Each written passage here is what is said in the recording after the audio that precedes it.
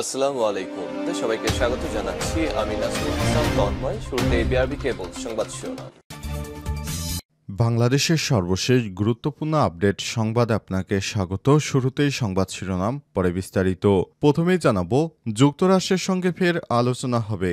যৌক্তিক শুল্ক নির্ধারণের আশা বাণিজ্য উপদেষ্টার। শুল্ক ইস্যুতে সামনের সপ্তাহের মাঝামাঝিতে যুক্তরাষ্ট্রের সঙ্গে ফের আলোচনায় বসা হতে পারে বলে জানিয়েছে বাণিজ্য উপদেষ্টা শেখ বশির উদ্দিন। সোমবার 14 জুলাই বাণিজ্য মন্ত্রণালয়ের ব্যবসায়ীদের সঙ্গে বৈঠক শেষে তথ্য জানান তিনি। বাণিজ্য উপদেষ্টা বলেছেন, তৃতীয় রাউন্ড আলোচনার প্রস্তুতি নেওয়ার জন্য এবং অর্থনৈতিক কিছু বিষয় স্টক হোল্ডারদের সঙ্গে আলাপ করলাম, আরও করব। ভালো ফলাফল পাওয়ার জন্য সার্বিকভাবে সবাই একত্রে কাজ করছি। যুক্তরাষ্ট্রের সঙ্গে আলোচনায় যথেষ্ট উৎসাহব্যঞ্জক এবং ডিসক্লোজ করা হবে না। নেতানিয়াহুকে ইরানি বিজ্ঞানীরা দেখাবেন তারা কি করতে পারে, বললেন ইরানের পররাষ্ট্রমন্ত্রী সৈয়দ আব্বাস আরাকচি। 12 দিনের সংঘাতে ইহুদিবাদী ইসরায়েলি সরকার লক্ষ্য অর্জনে ব্যর্থ হয়েছে উল্লেখ করে ইরানের পররাষ্ট্রমন্ত্রী আব্বাস আরাকচি জোর দিয়ে বলেছেন, ইরানি বিজ্ঞানীরা এখন থেকে নেতানিয়াহুকে দেখাবেন যে তারা কি করতে সক্ষম। আজ এক প্রতিবেদনে এই তথ্য জানিয়েছে ইরানের আধা সরকারি সংবাদ সংস্থা মেহের নিউজ এজেন্সি।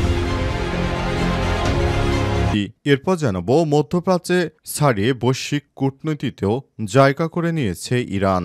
মধ্যপ্রাচ্যের অন্যতম শিয়া অধ্যুষিত মুসলিম প্রধান রাষ্ট্র ইরান নিয়ে বরাবরই উদ্বিগ্ন। অঞ্চলটির অন্যান্য দেশ এবং যুক্তরাষ্ট্রসহ পশ্চিমা বিশ্ব, বিশেষ করে 1979 সালে ইসলামী বিপ্লবের পর যুক্তরাষ্ট্র ও পশ্চিমা বিরোধী ইরান সরকার তাদের নিজস্ব অস্ত্র সমৃদ্ধ সক্ষমতা অর্জন করেছে, এখন পারমাণবিক কর্মসূচি চালিয়ে যাচ্ছে।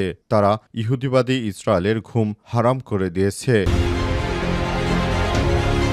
এদিকে পানি নিতে গিয়ে ইসরায়েলি হামলায় নিহত 700 ফিলিস্তিনি। গাজায় পানি নেওয়ার জন্য অপেক্ষায় থাকা ফিলিস্তিনিদের উপর ইহুদিবাদী ইসরায়েলের হামলায় শিশুসহ অন্তত 700 জনের বেশি ফিলিস্তিনি নিহত হয়েছে বলে জানিয়েছে দেশটির মিডিয়া অফিস।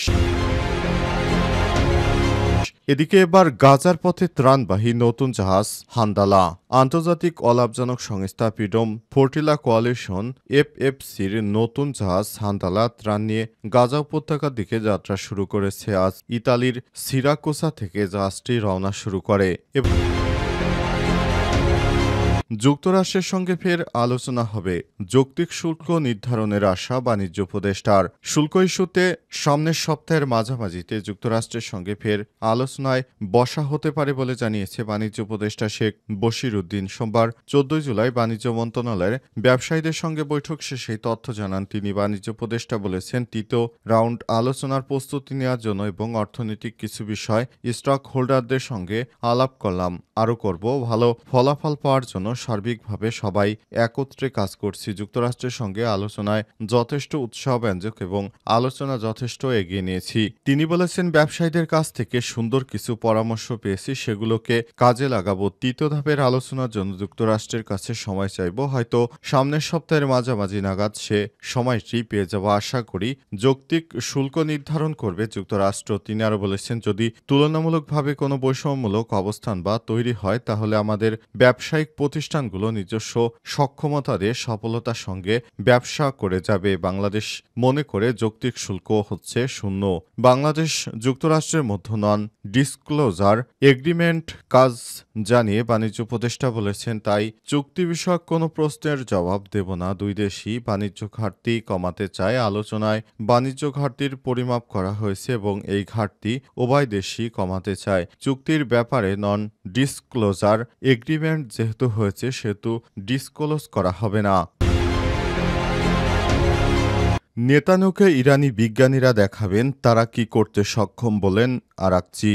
12 দিনের সংঘাতে ইসরায়েলি সরকারের লক্ষ্য অর্জনে ব্যর্থ হয়েছে উল্লেখ করে ইরানের পররাষ্ট্রমন্ত্রী সৈয়দ আব্বাস আরাকচি জোর দিয়ে বলেছেন, ইরানি বিজ্ঞানীরা এখন থেকে নেতানিয়াহুকে দেখাবেন যে তারা কি করতে সক্ষম। আজ এক প্রতিবেদনে এই তথ্য জানিয়েছে ইরানের আধা সরকারি বার্তা সংস্থা মেহের নিউজ। এক্সে দেয়া পোস্টে ইরানের পররাষ্ট্রমন্ত্রী আরও বলেছেন, নেতানিয়াহু প্রায় 2 বছর আগে গাজায় বিজয়ের প্রতিশ্রুতি প্রস্তুতি নিয়েছিলেন শেষ পরিণতি যুদ্ধ অপরাধের জন্য গ্রেপ্তারি পরোয়ানা এবং 2 লাখ নতুন হামাস নিয়োগ। তিনি ইসরায়েলের প্রধানমন্ত্রীর স্বপ্ন দেখেছিলেন ইরানের 40 বছরের বেশি সময়ের শান্তিপূর্ণ পারমাণবিক অর্জন তিনি মুছে ফেলতে পারবেন। শেষ ফলাফল তার ভাড়াটে সেনারা ডজনখানেক ইরানি বিজ্ঞানীকে হত্যা করেছে, কিন্তু তারা প্রত্যেকেই 100-র অধিক দক্ষ শিষ্যকে প্রশিক্ষণ দিয়ে গেছেন। তারা নেতানিয়াহুকে দেখাবেন যারা তারা কি করতে সক্ষম। আরাকচি আরও বলেছেন ইরানি নেতানিয়াহু কোনো যুদ্ধ লক্ষ্য অর্জন করতে সক্ষম হয়নি এবং যখন আমাদের শক্তিশালী ক্ষেপণাস্ত্র ইসরায়েলি সরকারের গোপন স্থানগুলোকে ধ্বংস করে দিয়েছে তখন তিনি নেতানিয়াহু তার বাবার কাছে ছুটে পালিয়েছিলেন। তিনি এখন প্রকাশ্যে নির্দেশ দিচ্ছেন ইরানের সঙ্গে আলোচনায় আমেরিকার কি বলা উচিত এবং কি করা উচিত নয়। প্রসঙ্গত গত 13 জুন ইরানের বিরুদ্ধে আগ্রাসন শুরু করে ইসরায়েল এবং 12 দিন ধরে ইরানের সামরিক, পারমাণবিক এবং আবাসিক এলাকায় আঘাত করে 12 জুন ইরানের নাতানজ ফোর্দ এবং ইস্পাহানে পারমাণবিক স্থাপনায় সামরিক আক্রমণ চালায় যুক্তরাষ্ট্র। ইহুদিবাদী ইসরায়েল ইরানে হামলা চালিয়ে কোনো স্বার্থই অর্জন করতে পারেনি, বরং তারা ব্যর্থ হয়েছে। মধ্যপ্রাচ্য ছাড়িয়ে বৈশ্বিক কূটনীতিতেও জায়গা করে নিয়েছে ইরান। মধ্যপ্রাচ্যের অন্যতম শিয়া অধ্যুষিত মুসলিম প্রধান রাষ্ট্র ইরান নিয়ে বরাবর উদ্বিগ্ন অঞ্চলটি অন্যান্য দেশ এবং যুক্তরাষ্ট্র সহ পশ্চিমা বিশ্ব, বিশেষ করে 1979 সালের ইসলামী বিপ্লবের পর যুক্তরাষ্ট্র ও পশ্চিমা বিরোধী ইরান সরকার তাদের নিজস্ব অস্ত্র সমৃদ্ধের সক্ষমতা অর্জন করেছে এবং পারমাণবিক কর্মসূচি চালিয়ে গেছে।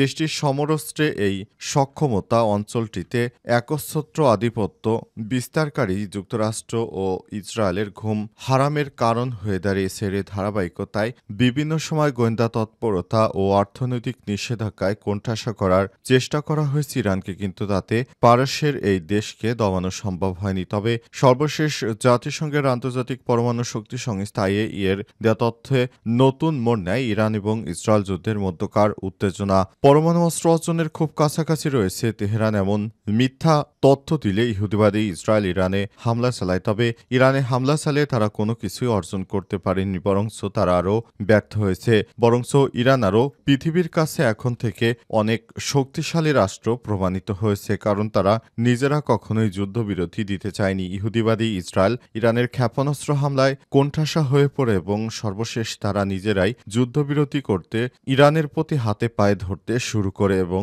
ইরানের সম্মান আরও বৃদ্ধি পেয়েছে। পানি আনতে গিয়ে ইসরায়েলি হামলায় শিশুসহ 700 জন ফিলিস্তিনি নিহত। গাজায় পানি নেওয়ার জন্য অপেক্ষায় থাকা ফিলিস্তিনিদের উপর ইসরায়েলের হামলায় শিশুসহ 700 জন নিরীহ ফিলিস্তিনি নিহত হয়েছে বলে জানিয়েছে দেশটির মিডিয়া অফিস। তারা বলছে, পরিকল্পিত তৃষ্ণা যুদ্ধের অংশ হিসেবে ইসরায়েলি সেনাবাহিনী সব হামলা চালিয়েছে। খবর আল জাজিরার এক বিবৃতিতে মিডিয়া অফিসে জানিয়েছে 112টি মিষ্টি জলের ভরাট কেন্দ্র এবং 720টি জলকূপ ইচ্ছাকৃতভাবে ধ্বংস করেছে ইসরায়েলের সেনাবাহিনী। এর ফলে 12.5 মিলিয়নের বেশি মানুষ বিশুদ্ধ পানির সুবিধা থেকে বঞ্চিত হয়েছে। তবে কতদিন এই সংখ্যক ফিলিস্তিনিকে হত্যা করা হয়েছে সে সংখ্যা জানায়নি সংবাদ মাধ্যমটি। আল জাজিরার গাজা প্রতিনিধি হানি মাহমুদ জানান, গাজা জুড়ে ভয়াবহ পানির সংকট চলছে। উপত্যকায় যে পানি খাওয়া হচ্ছে তার বেশিরভাগই দূষিত, লবণাক্ত। জীবনের ঝুঁকি রয়েছে ওই দূষিত লবণাক্ত পানি নিতেই হুমড়ি খেয়ে পড়ছে গাজার বাসিন্দারা। গত কয়েক মাসে ব্যাপক হারে ইহুদিবাদী ইসরায়েলিরা গাজায় হামলা চালিয়ে যাচ্ছে। সেখানের সমস্ত কিছু রিসোর্স ধ্বংস হয়ে গেছে। বিশেষ করে গাজায় যেসব নলকূপ ছিল সেগুলো বোমার আঘাতে ধ্বংস হয়ে গেছে। এখন নিরীহ ফিলিস্তিনিরা খাওয়ার জন্য কোনো পানি পাচ্ছে না, তাই তারা লম্বা লাইন দিয়ে দূষিত পানি নেয়ার চেষ্টা করছিল। সেখানে তাদের উপরে হামলা চালিয়েছে দখলদার বাহিনী, আর সেখানেই অন্তত 700 জন মানুষ মারা গেছে।